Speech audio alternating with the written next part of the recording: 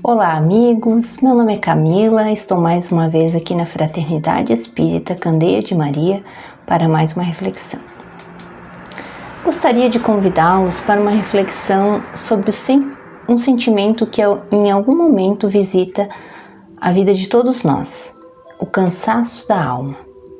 Existe um cansaço físico que o repouso resolve, mas existe também um cansaço mais profundo, que nasce das preocupações constantes, das enfermidades, das perdas, das decepções e dos conflitos familiares e das lutas íntimas. Quantas vezes continuamos trabalhando, sorrindo e cumprindo nossas obrigações enquanto o coração chora em silêncio? Nesses momentos, a doutrina espírita oferece um dos seus maiores tesouros, o consolo esclarecido. Ela não nega a dor, não promete milagres instantâneos, nem soluções mágicas. Ela nos ajuda a compreender que nenhuma lágrima é inútil, que nenhuma experiência acontece fora das leis divinas e que Deus jamais abandona seus filhos. É justamente para os corações cansados que Jesus dirige uma das mais belas mensagens do Evangelho. É sobre essa mensagem de fé, esperança e renovação que vamos refletir. Muitas vezes imaginamos que a vida espiritual deveria nos poupar do sofrimento, mas observando os grandes exemplos da humanidade, Jesus sofreu, Paulo de Tarso sofreu, Francisco de Assis sofreu, Chico Xavier enfrentou dificuldades, enfermidades, incompreensões durante toda a sua existência. O sofrimento, portanto, não é sinal de abandono divino, é parte da experiência humana. Em O Evangelho segundo o Espiritismo, Allan Kardec nos ensina que as aflições possuem causas e finalidades educativas. Muitas delas decorrem das escolhas atuais. Outras estão relacionadas ao processo evolutivo do espírito. Nem sempre compreendemos imediatamente os motivos das provas que enfrentamos, mas podemos ter certeza que Deus não erra.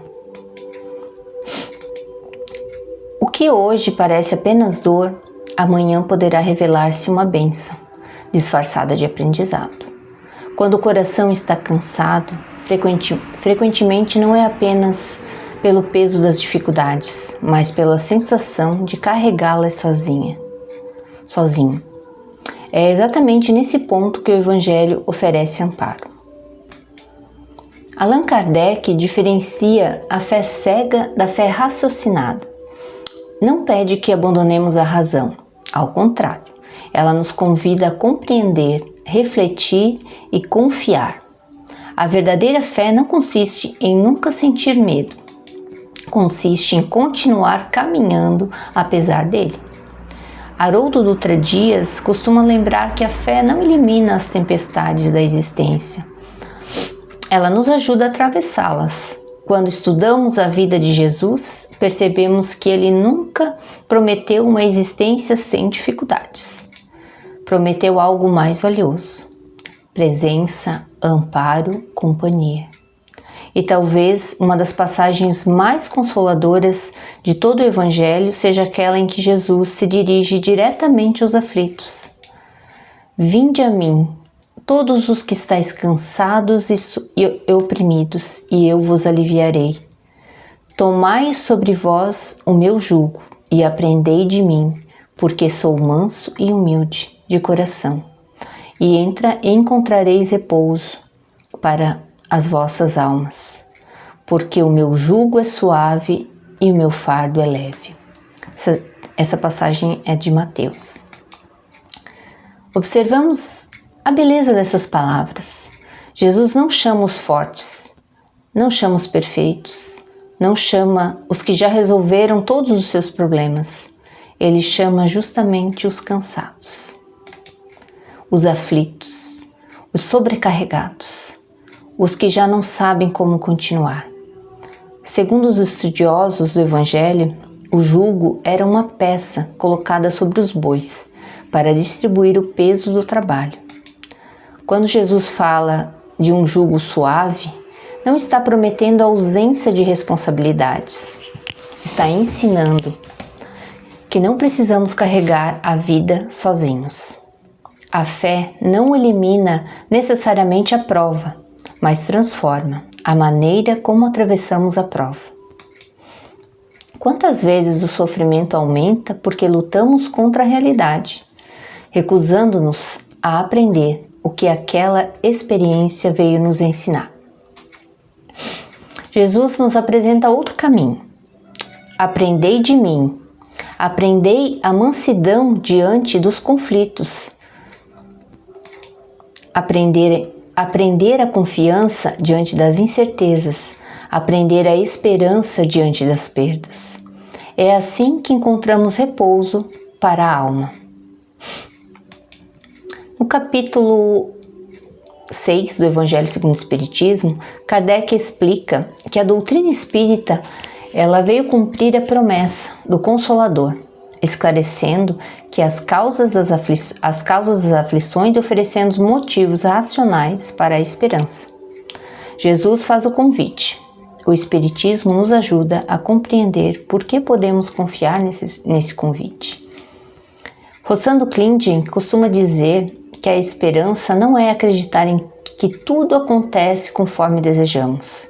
Esperança é acreditar que a vida continua tendo sentido, mesmo quando não compreendemos os acontecimentos. Para o espírita, a esperança nasce da certeza da imortalidade da alma. Sabemos que a vida não termina no túmulo. Sabemos que os reencontros acontecem. Sabemos que o amor verdadeiro não se perde. Sabemos que Deus continua conduzindo nossa jornada.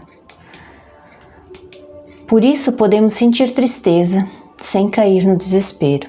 Podemos chorar sem perder a fé. Podemos atravessar noites difíceis sem esquecer que o amanhã virá.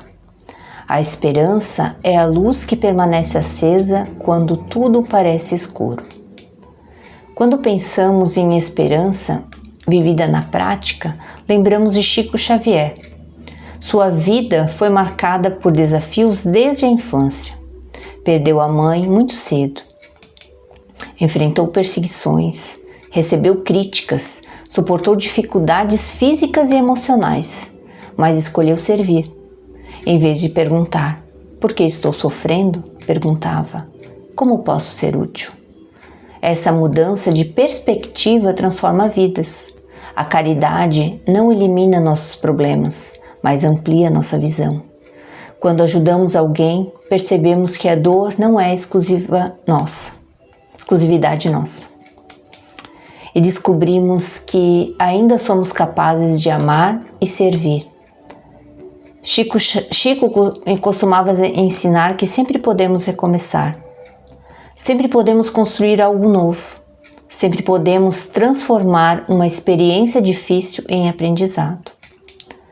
Divaldo Franco também nos ensina que o sofrimento não é castigo, é oportunidade de crescimento. Muitas vezes, os períodos mais difíceis são exatamente aqueles que despertam recursos interiores que desconhecíamos possuir.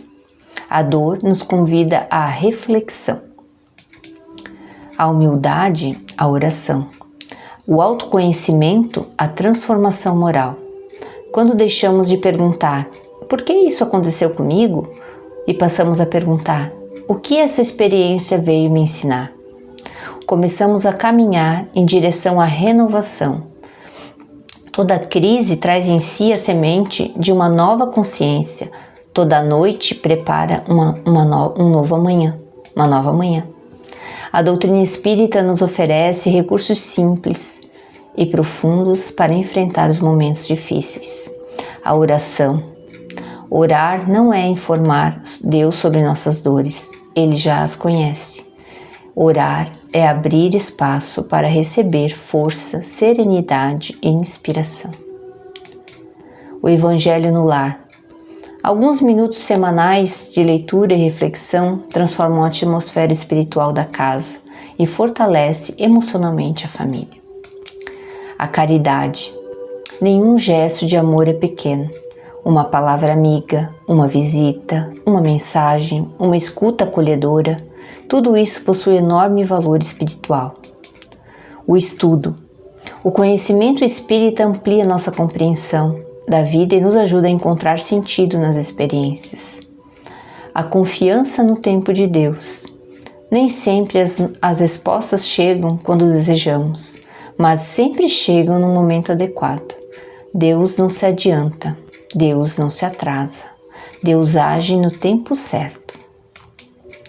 Se hoje alguém aqui está com o coração cansado, lembre-se das palavras de Jesus: Vinde a mim, todos que estáis cansados e oprimidos, e eu vos aliviarei.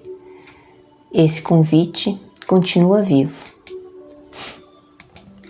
A renovação transforma.